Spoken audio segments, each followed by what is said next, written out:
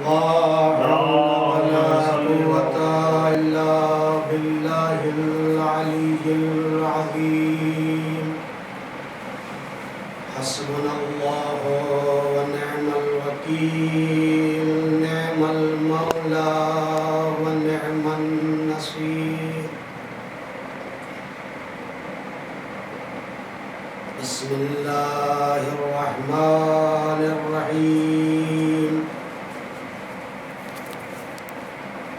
الحمد لله رب العالمين، والصلاة والسلام على أشرف الأنبياء والمرسلين، سيدنا وشفيعنا وطبيب نفوسنا ومولانا أبي القاسم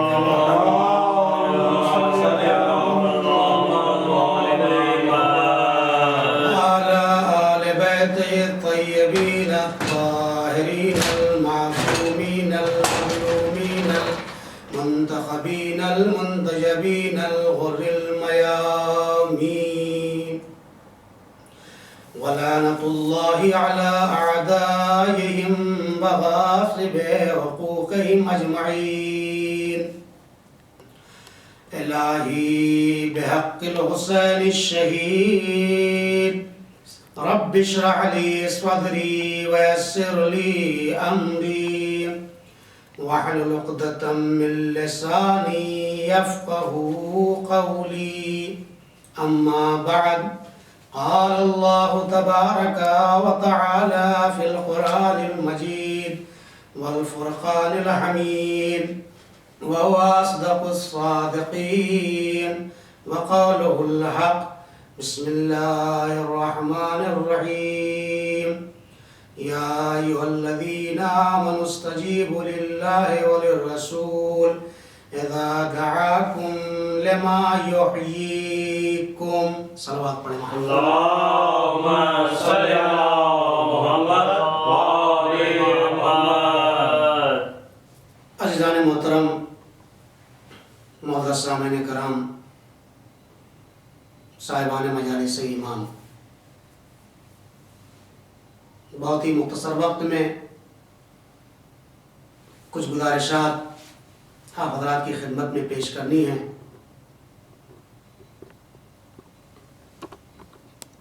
یاد رکھیں اس وقت پوری دنیا کی آبادی 7 ارب سے بھی زائد ہو چکی، جس میں 1 ارب سے زائد مسلمان پائے جاتے ہیں. بسم اللہ. ان تمام مسلمانوں کا متفق علیہ فیصلہ یہ ہے کہ قرآن مجید معجزہ ہے. سبحان اللہ، سبحان اللہ. قرآن مجید برحق ہے، یہ آسمانی وہ کتاب ہے کہ جس کے بارے میں ذرہ برابر شک و شبہ کی گنجائش نہیں ہے. جو اس کتاب میں شک کرے گا وہ دائرے ایمان اور اسلام سے خارج ہو جائے گا. اپنی قسمت کا ماتم کرے وہ افراد جن کا دامن صرف ایک قرآن سے وابستہ ہے. لیکن شیعوں کو فخر کرنا چاہیے کہ ان کا دامن صرف ایک قرآن سے وابستہ نہیں ہے بلکہ 2 قرآن سے وابستہ ہے. ایک قرآن صامت ہے جو اللہ کی کتاب ہے، اللہ نے انسانوں کی ہدایت کے لیے بھیجا ہے. دوسرے قرآن ناطق ہیں جو اہل بیت. سبحان اللہ، سبحان اللہ. لہذا اپنی قسمت کا ماتم کرے وہ افراد جن کا صرف دامن ایک قرآن سے وابستہ ہے جسے قرآن پاک کہا جاتا ہے. عزیزو، قرآن پاک کو آل محمد یعنی قرآن ناطق کو چھوڑ کر کے کوئی فائدہ پہنچنے والا نہیں ہے. اصل تاثیر قرآن میں جب پیدا ہوگی جب قرآن ناطق سے انسان وابستہ ہو جائے گا. عزیزو، جملہ آپ کی سماعتوں کے حوالے کرتا ہوں. جب قرآن صامت میں انسان شک کرے تو دائرہ اسلام سے خارج ہو جائے گا. تو اگر کوئی قرآن ناطق اہل بیت میں شک کرے گا وہ کیسے مسلمان اور مومن ہے؟ صلوات پڑھے محمد.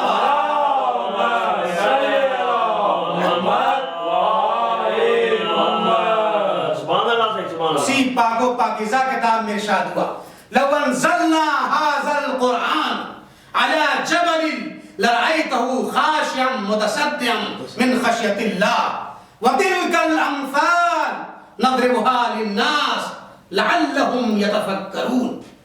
یہ کتاب، اس کی جامعیت کا یہ عالم ہے. اگر ہم اس کتاب یعنی قرآن صامت کی بات ہو رہی ہے جو خاموش کتاب ہے، جو بولتی نہیں ہے، اہل بیت ہیں جو اس کو بلواتے ہیں، تو میں نے گفتگو کر دی. اب یہ کلام کرتی ہے. ان کو چھوڑ کر کے اپنی قسمت کا ماتم تو کر سکتے ہیں، دنیا سے کچھ حاصل نہیں کر سکتے ہیں. تو اس کی جامعیت کا کیا عالم ہے. اگر ہم اس کو پہاڑوں پر نازل کر دیتے تو پہاڑ خوف خدا سے چکنا چور ہو جاتا، ریزہ ریزہ ہو جاتا، تباہ و برباد ہو جاتا، فنا کے گھاڑ اتر جاتا، نیست نابود ہو جاتا، پہاڑ ختم ہو جاتا. عجیب بات ہے عزیزو، اسی کتاب میں ارشاد ہوا ہے میرے پیغمبر ہم نے اس کتاب کو آپ کے سینے اقدس پر نازل کر دیا. اس کا مطلب تو یہ نکلا کہ جو وزن پہاڑ نہ برداشت کر سکے رسول اسلام کا سینہ برداشت کر سکتا. اس کا مطلب یہ ہے پہاڑوں سے بھی زیادہ مضبوط ہے کلمہ پیغمبر. صلوات پر محمد و آل محمد.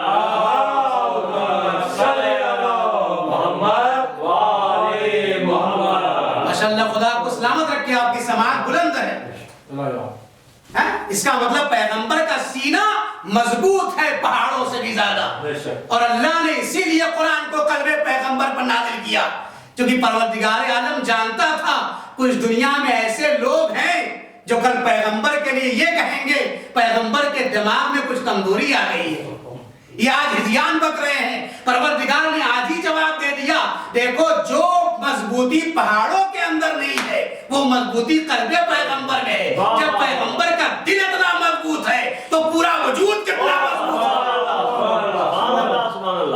اسی لیے کہا پہاڑ تو چکناچور ہو سکتا ہے، پہاڑ ریزہ ریزہ ہو سکتا ہے، لیکن قلب پیغمبر ایک ایسا دل ہے، لا طوفان آئے، لا قادیاں آئے، لا زلزلے آئے، قلب پیغمبر کبھی ٹکڑوں میں نہ بدلے گا. ہاں اگر کبھی مصلحتاً قلب پیغمبر کے ٹکڑے بھی ہوں گے تو کوئی فاطمہ نظر آئیں گی، کوئی حسن نظر آئیں گے، کوئی حسین نظر آئیں گے.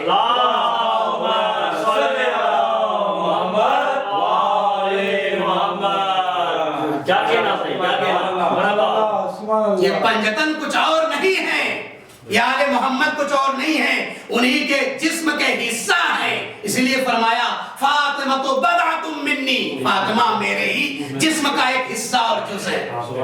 جب یہ نور سمٹے تو ایک بن جائے، جب پھیلے تو چہردہ معصومین کی شکل میں کائنات بنتا. یہ جامعیت کا ہی عالم. اور عزیزو آج دنیا میں جتنی ترقی ہے، جتنی پیش رفتیں ہیں، جتنی ارتقائیں ہیں، جتنے پروگریس ہیں، ان سب کے پیچھے تعلیم ہے، ایجوکیشن ہے، اس کے علاوہ کچھ نہیں. جہاں جہاں تعلیم ہے، جہاں جہاں ایجوکیشن ہے، وہیں پر ترقی ہے. جہالت میں ترقی نہیں ہے. ترقی ہمیشہ علم کے پاس ہے. جہاں جہاں علم ہوگا وہاں ترقی ہوگی. اور علم کسی اور چیز کا نام نہیں ہے. قرآن کو اگر آپ دیکھیں تو اس کا پورا وجود ہی علم ہے. ایجوکیشن ہے، تعلیم ہے. قرآن کی ابتدا بھی علم ہے، قرآن کی انتہا بھی علم ہے، قرآن کا درمیان بھی علم ہے، قرآن کا صفحہ صفحہ علم ہے، سورہ سورہ علم ہے، آیت آیت علم ہے. نقطہ عرض کروں گا آپ کے سامنے، قرآن کے زیر زبر بھی علم ہے، قرآن کا نقطہ بھی علم ہے. کون پہچانے گا نقطہ کیا ہے؟ علی وہ نقطہ ہے جو بے کے نیچے لیے جاتے ہیں.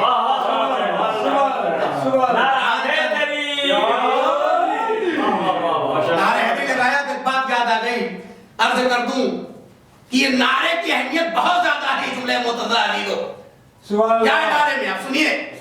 علی کا نام بھی نام خدا کیا راحت جاں ہے. ایک ہی علی کا نام ہے نا. علی کا نام بھی نام خدا کیا راحت جاں ہے، اسا پیری تیغے جماں حرز طفلا ہے. یعنی ایک ہی علی کا نام ہے. ترجمہ کر دوں یہ بڑا معرفت شناس شاعر ہے. جھٹکے سے شاعری نہیں ہوتی، یہ دنیاوی شاعری ہو سکتی ہے، لیکن آل محمد کے در سے وابستہ رہنے والا شاعر جب کچھ زبان پہ لاتا ہے یہ محبت کی برسات ہے اور سیلاب یعنی محمد سے. سبحان اللہ. کیا کہا؟ ایک ہی علی کا نام ہے. کیا خاصیت ہے اس میں؟ کہا ایک علی کا نام. شاید کیا کہتے ہیں؟ ایک علی کا نام بچوں کے لیے تعویذ، جوانوں کے لیے سپر، بوڑھوں کے لیے عصا. میں کہوں گا عجیب بات ہے، ایک ہی تو علی ہے، ایک ہی علی کا نام علی ہے.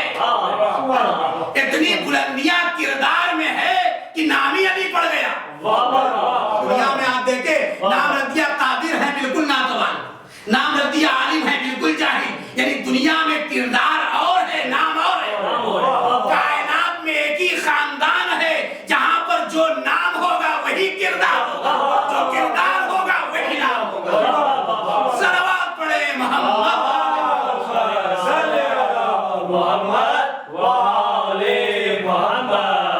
اسی لیے راغب اصفہانی نے اس بات کا چیلنج کیا ہے، کائنات میں ایک خاندان ہے کہ جس میں علم، شجاعت، نسل بعد نسل 12 پشتوں تک منتقل ہو گئی ہے. کوئی کہہ سکتا ہے میرے باپ انجینئر تھے، لیکن ضروری ہے بیٹا بھی انجینئر، دادا بھی انجینئر ہو، فلاں بھی انجینئر. نہیں ہو سکتا ہے.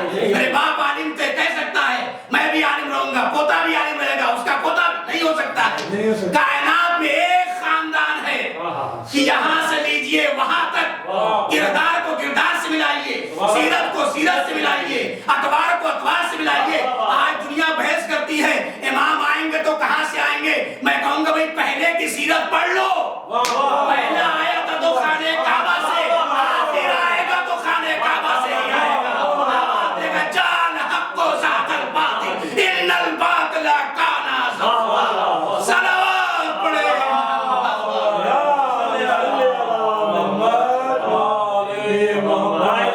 امام زمانہ بلند تر صلوات.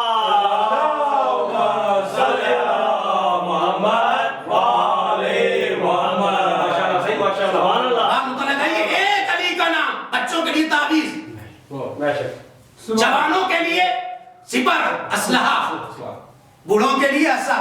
یہ کیسے ہو گیا؟ دیکھیں علم عادات کی تعریف مولا نے بھی کی ہے. علم عادات کا وجود ہے، یہ فرضی علم نہیں ہے. اب آئیے علی کا آپ تھوڑا سا تجزیہ کر لیں، تحلیل کر لیں. عین کے عدد ہیں 70، لام کے عدد ہیں 30، یہ کے عدد ہیں 10. علی 110. عین کے عدد ہے 70، لام کے عدد ہیں 30، یہ کے عدد ہے 10. اب شاعر کیا کہنا چاہتے ہیں؟ ایک ہی علی کا نام بچوں کے لیے تعویذ، جوانوں کے لیے سپر، بوڑھوں کے لیے عصا. معلوم یہ ہوا کہ علی کے اندر جوانی بھی چھپی ہے، علی کے اندر بچپنا بھی پوشیدہ ہے، علی کے اندر ضعیفی بھی پائی جاتی ہے لوگوں کے اعتبار سے. معلوم یہ ہوا علی کے ایک نام کا تجزیہ کیجئے. شاعر کے کہنے کا مقصد یہی تھا جب علام کے عدد ہے 30 تو یہ جوانوں کے لیے ہے سپر، عین کے عدد ہے 70، بوڑھوں کے لیے ہے عصا، یہ کے عدد ہے 10 سال کے انسان کو بچہ کہا جاتا ہے. یعنی ایک ہی علی کا نام ہے جو بچوں کے لیے تعویذ ہے، جوانوں کے لیے عصا ہے، بوڑھوں کے لیے عصا ہے. صلوات پڑھے محمد.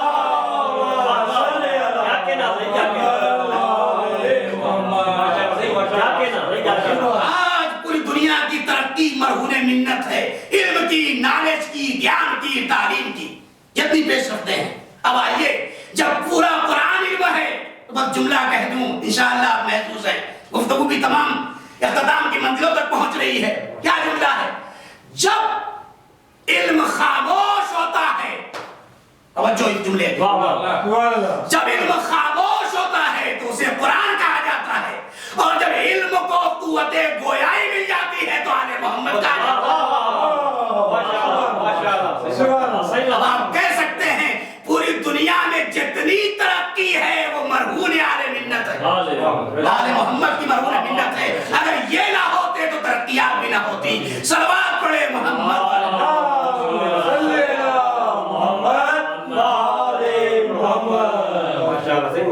میں وہاں تک پہنچ گیا تھا، خانے کا کردار کو کردار سے ملائیے. آج پوری دنیا بنی عباس کی حکومتیں گئیں، بنی امیہ کی حکومتیں گئیں، سفیانی حکومتیں گئیں، سب چلی گئی. اور آج تک کوششیں کیا کریں؟ دیکھیں شیعہ کی تاریخ میں کر دوں آج آپ کے سامنے. پوری طاقت آج لبنان میں، کہیں پاکستان میں، کہیں ہندوستان میں، کہیں عراق میں، کہیں شام میں، کہیں مصر میں، کہیں لیبی میں، ہر جگہ شیعوں کو مارا جا رہا ہے، بحرین میں۔ یہ ختم نہیں ہوں گے، کیوں نہیں؟ اس کی وجہ بتا دوں، کیوں نہیں ختم ہو سکتے؟ دیکھیے، شیعہ ایک سیلاب کا نام ہے، ندی کا پانی، دریا کا پانی اپنی سمت میں جا رہا ہے، جب تک اسے چھیڑو گے نہیں وہ ادھر ادھر نہیں بھاگے گا، لیکن جہاں کہیں سے بندھن لگاؤ گے کب اس کے آگے پانی نہ جا پائے، باندھ لگاؤ گے، جیسے ہی دریا میں باندھ لگاؤ گے تو اب جب پانی جہاں نہیں پہنچا ہے وہاں بھی پہنچائے گا، جہاں پانی نہیں پہنچا ہے جب پابندیاں دریا پہ لگائی جائے گی تو وہاں بھی پہنچ جائے گا جہاں کبھی نہیں پہنچا ہے، یہاں بند کرو گے وہاں نظر آئے گا، وہاں بند کرو گے یہاں نظر آئے گا۔ یہ خاصیت شیعہ قوم ایک سیلاب ہے، جتنا عزاداری کو روکو گے سیلاب کی شکل میں جہاں کبھی عزاداری نہیں ہوئی ہے وہاں بھی ہو جائے گا،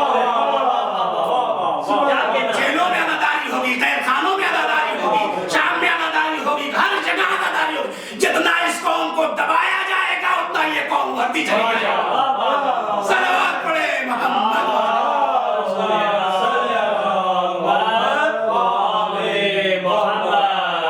اسی تاریخ سن لیا، اسی ایک دروازے سے جہاں سے مادر علی گئی تھی، آج بھی نشان باقی ہے، اللہ سب کو توفیق عطا فرمائے، سب جا کے دیکھیں۔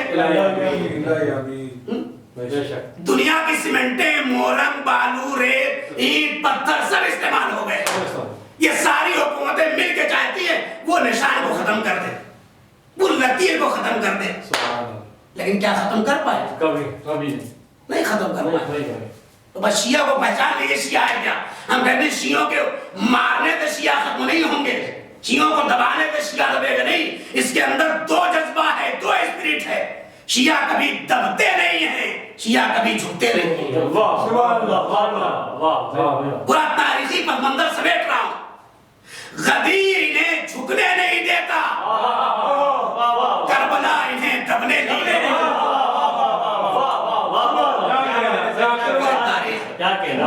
اگر تم اس کے باوجود بھی ہمیں مٹانا چاہتے ہو تو آؤ مٹاؤ، شوق سے مٹاؤ، ہم مٹ نہیں سکتے، اس لیے تم مٹاؤ گے تو ہم شہادت کے درجے پر فائز ہوں گے۔ اور قرآن آواز دے گا وَلَا تَحْسَبَنَّ الَّذِينَ قُتِلُوا فِي سَبِيلِ اللَّهِ أَمْوَاتٌ بَلْ أَحْيَاءٌ عِندَ رَبِّهِمْ يُرْزَقُونَ۔ تم سمجھو کہ ہم نے مٹا دیا، نہیں، مٹانے کے بعد تو تم اس کو ایک ایسی زندگی دیتے ہو جس کے اندر کبھی فنا نہیں ہے۔ یہ مارتے ہیں، اپنی فکر میں سمجھتے ہیں ہم نے مار دیا، حقیقت حال یہ ہے دوبارہ ایک نئی زندگی دے دی۔ اس کے باوجود بھی اگر تلے ہو، ہٹ درمی کا شکار ہو، مارنا ہی چاہتے ہو تو پہلے جا کے اس لکیر کو ختم کرو۔ تمہارے اندر طاقت ہے، قوت ہے، تم سپر پاور ہو، دنیا کی بڑی طاقت کا متوانے ہو، دعویٰ کرتے ہو، تمہارا چیلنج ہے، تو آؤ اس لکیر کو مٹا دو، ایک لکیر ہے، بظاہر اس کی اوقات کیا ہے، لیکن تم آج تک اس لکیر کو نہ مٹا سکے۔ ارے شیعہ کچھ اور نہیں ہے، اسی لکیر کے فقیر پہلے اس لکیر کو مٹانا، بعد میں شیعوں کو مٹانے کی کوشش۔ صلوات پڑھے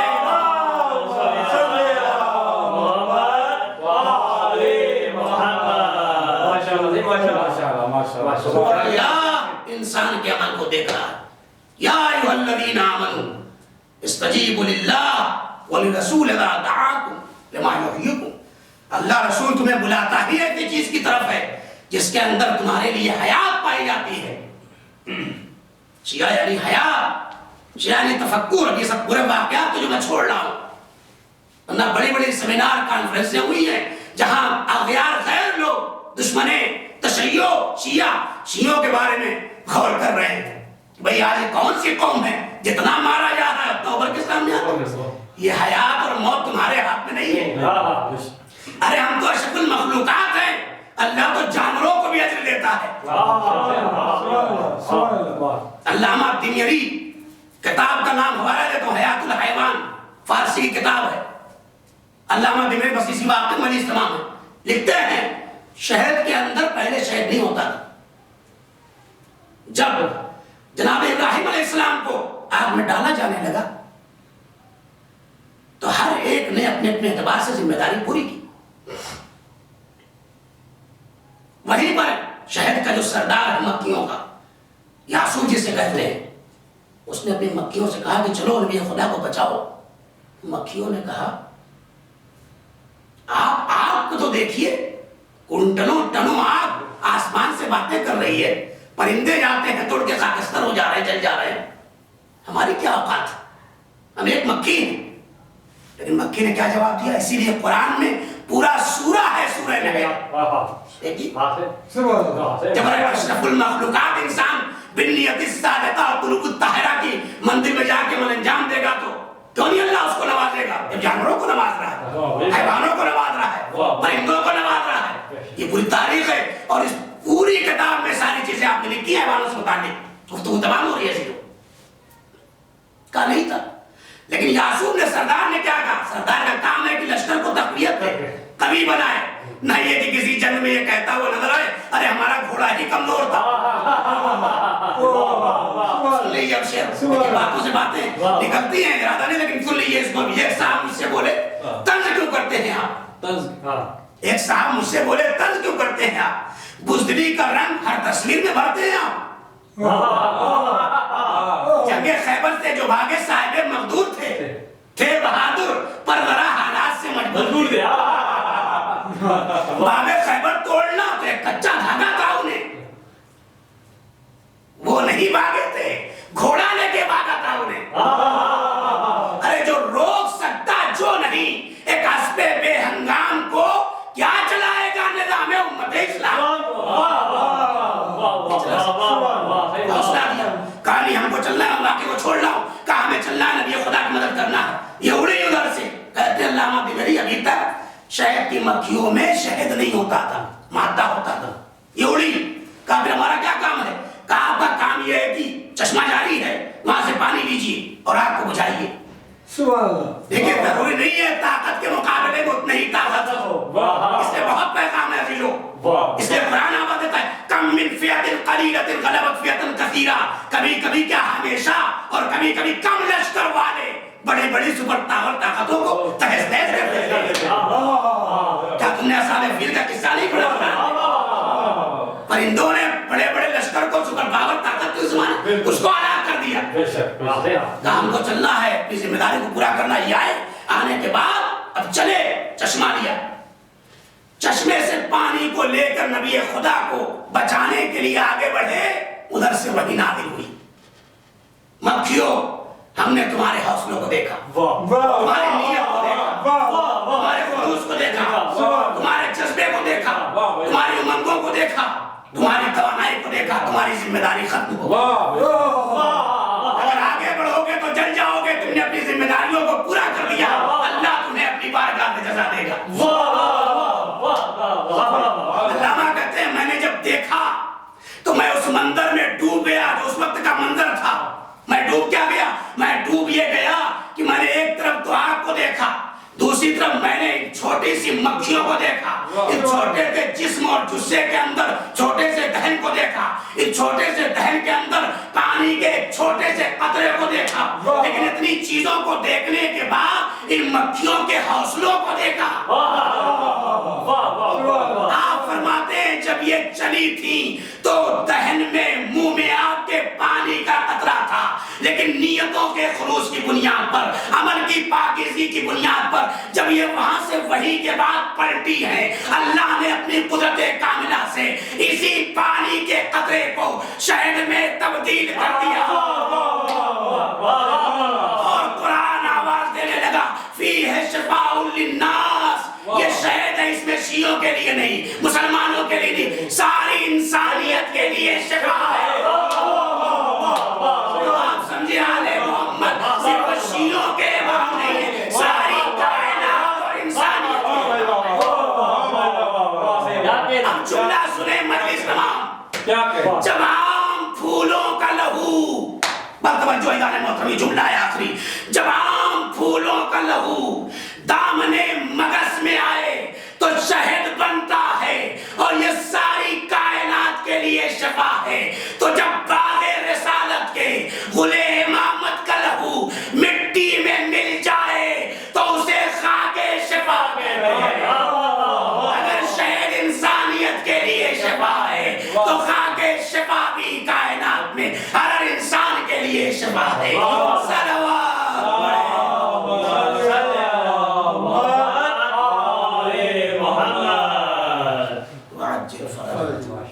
سلامت رکھے. میں آ گیا کربلا تک. یہ خاک شفا ہے. یہاں پر پہنچ کر ملائکہ بھی جھک جاتے ہیں. لیکن عزیزو کربلا کا نام آتا ہے تو اشکبار آنکھیں ہو جاتی ہیں, آنسو آ ہی جاتا ہے.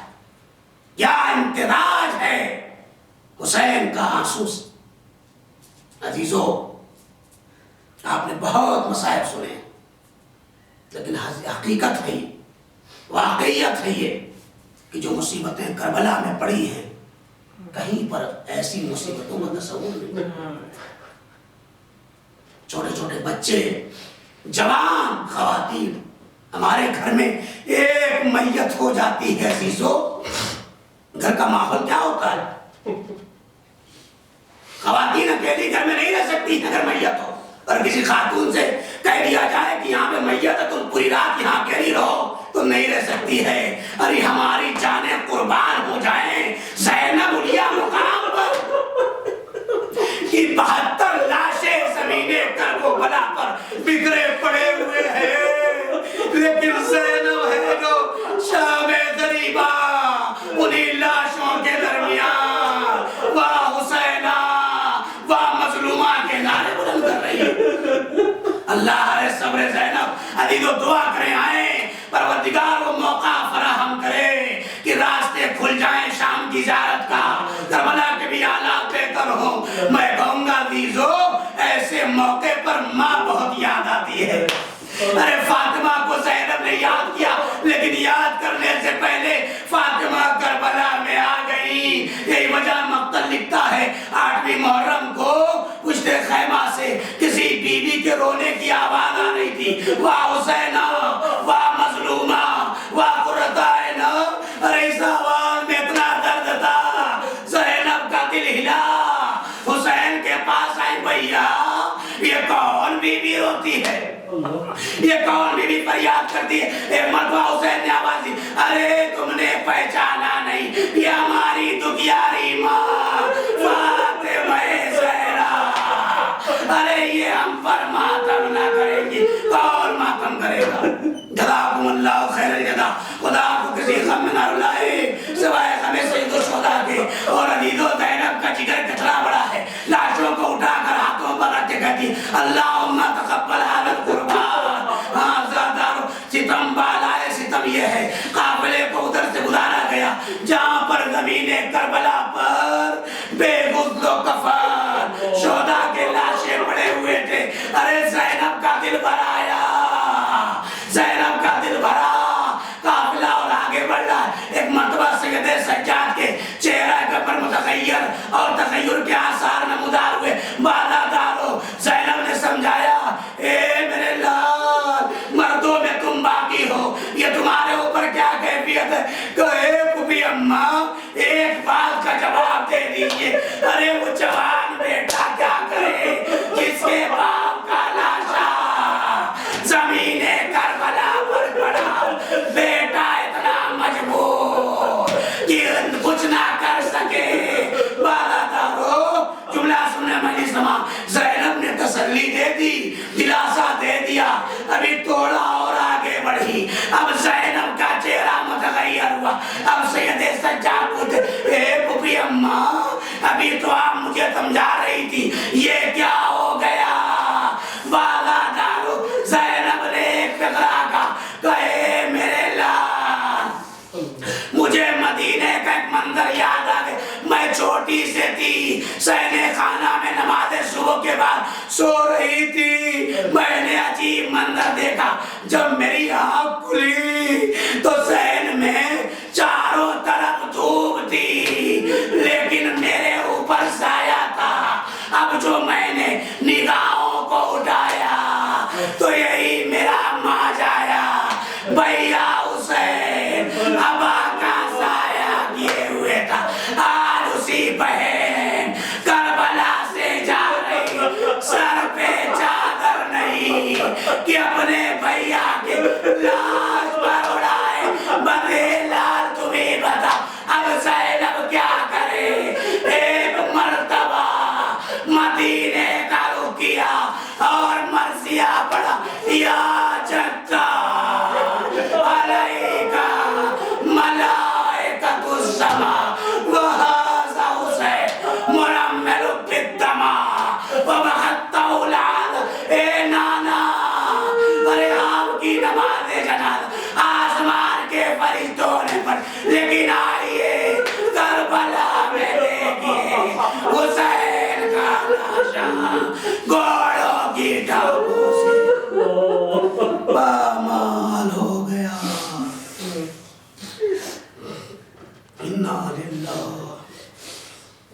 وَإِنَّا إِلَيْهِ